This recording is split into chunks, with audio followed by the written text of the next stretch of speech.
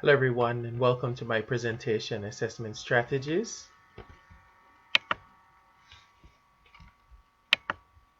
Now the my assessment will be project based for the most part, and as an alternative to tests, project based assessments provide an opportunity for learners to engage with content and concepts in practical or concrete manner. In this regard, the use of hands-on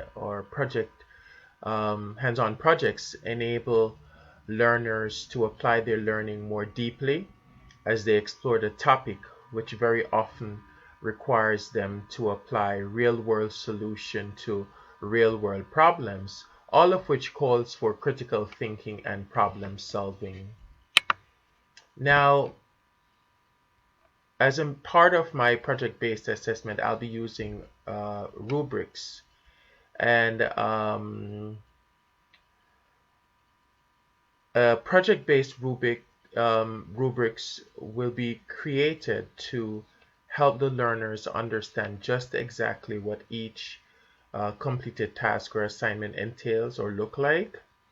The rubrics will also be designed to help the learners understand to what extent the guiding standards, learning objectives, performance behaviors have been accomplished. And because I will not be using a letter or number grading system, this is of particular importance in ensuring that the narrative evaluations that I will be using are both consistent and reliable across the board for all participants. Now, what are narrative assessment? One thing to consider is that although most learners have a deep appreciation for either number or letter grades, the focus of my assessment will be a narrative evaluation, which for the most part measures the learner's performance and give feedback in lieu of a number or letter grade.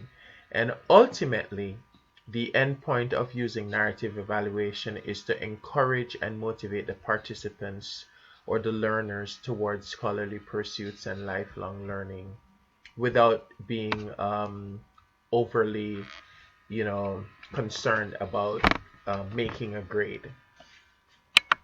Now, the merger of narrative assessment and rubric criteria.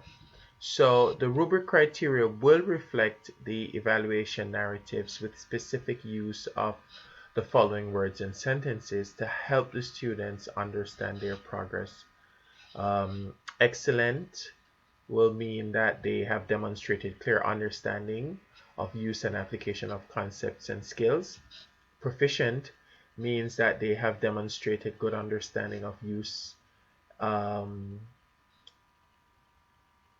and application of concepts and skills. And capable means that they have demonstrated adequate understanding. And developing, this means that they're developing and progressing towards understanding of use and application of concepts and skills. Thank you for viewing my presentation.